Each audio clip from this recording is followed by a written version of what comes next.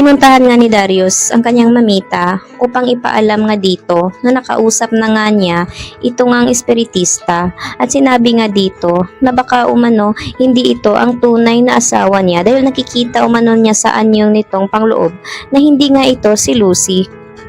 Masaya naman itong si Mamita dahil sa wakas ay naliwanagan na nga rin itong si Darius. At sa isip nga ni Mamita ay sana buhay pa nga itong si Vince dahil para umanon may makatulong sa kanyang lumutas sa kanyang kaso.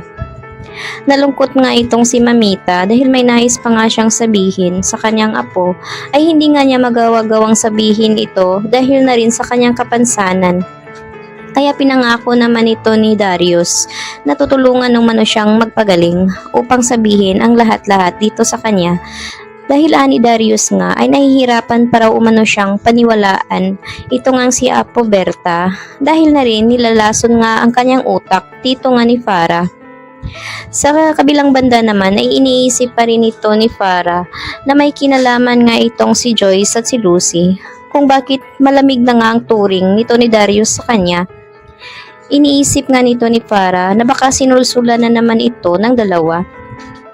Kaya naman sasabihin na naman ito ni Lucy na wala naman umano siyang dapat ikabahala kung totoong minamahal nga siya nito nga ni Darius. Tutulungan naman ni Joyce ang kanyang kaibigan na malutas ang kaso at hahanapin nga niya ang libro upang malutas na nga ang nangyari dito sa kanyang kaibigan dahil ayaw na nga niya itong makita itong si Farah.